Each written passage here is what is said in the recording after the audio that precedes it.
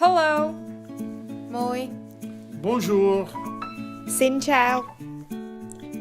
We are so happy to see you here again. This video will last roughly 8 minutes.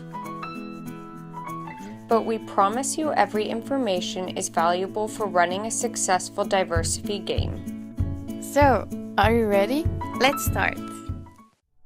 The game materials you have consists of 250 cards, 3 quick start cards for playing with cards only, another 3 quick start cards for playing with the dice or rolling cube, 3 rolling cubes, and 3 debrief cards with post-game discussion items. There are 5 types of cards in our game. Diversity risk card put the players in situations that are beyond their control. Some situations are positive, plus, and some negative, minus. These cards allow players to experience in a non-threatening way how differences can create unexpected benefits or costs. Diversity share cards enhance communication and team-building skills. They encourage discussion by asking players to share something about themselves, their opinions and feelings. They underline the message that we are all different, even in our own cultural groups, and that we can continue to learn from each other. Diversity Smarts cards challenge players to factual knowledge about specific cultural topics. Diversity Choice cards put players in intercultural situations that challenge them to make decisions about how best to behave or respond.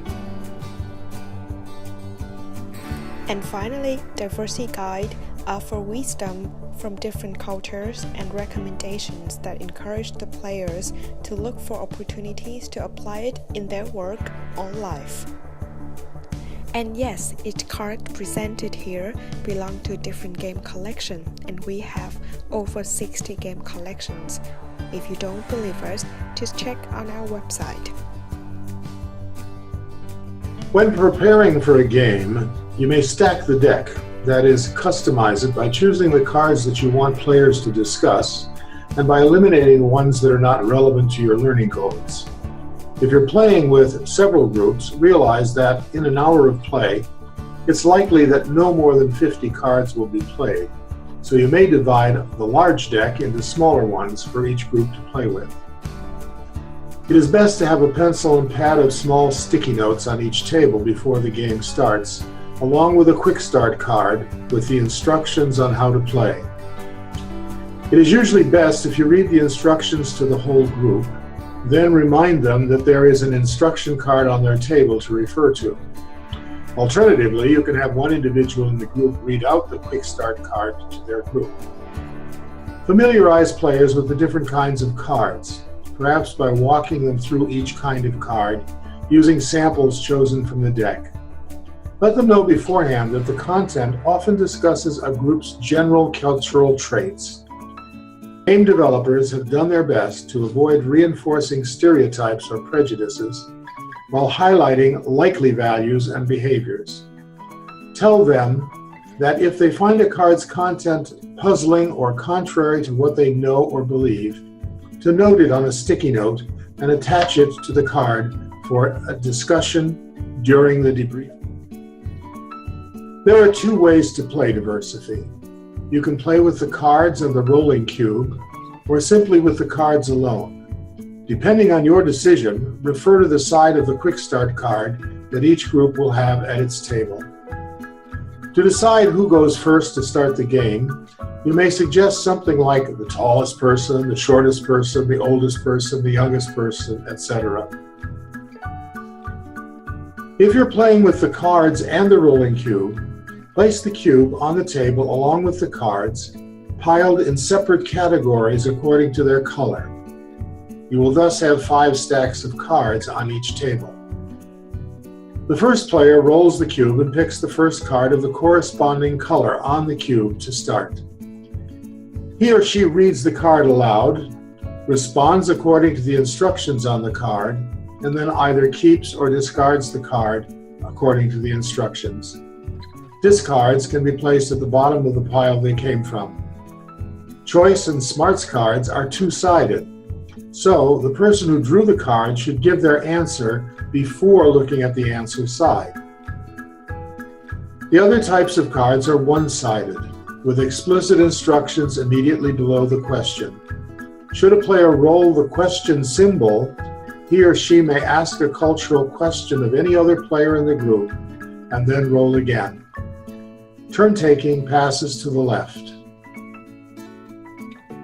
If you choose to play without the rolling cube, you need to randomize or shuffle the cards so that the different colors and types are well mixed. Then place the mixed deck in a single pile on each table. The first player picks the top card from the deck, reads it aloud, and responds, as we've already described above. Depending on the answer, he or she keeps or discards the card. Turn-taking passes to the left. You and/or the other facilitators should circulate through the room in order to answer questions about how to play, should people get stuck or have questions. Don't attempt to answer or discuss cards that people may have problems with. Ignore the content. Rather, tell them to set the card aside and mark it with a post-it note for discussion during the debrief period. During play, a facilitator should be flexible and adapt to each group environment. Sparingly visit the groups, notice the shy players and encourage them to join the conversation. Engage players who look as if they have stories to share. Sit down and play with the group briefly if you feel they need a push. If a discussion is becoming too long or argumentative, ask the group to note the card with a sticky note or discussion in the debrief. Remember to end at the time as you declared earlier. A couple minutes before ending time, you might announce something like, "You have 2 minutes more. The next card is the last play." Each player then counts their points, then counts the whole team points. The person in the team with the most points is the winner. But really, who won? Everyone learned something new from the game and connected in new ways with others by sharing stories and experiences.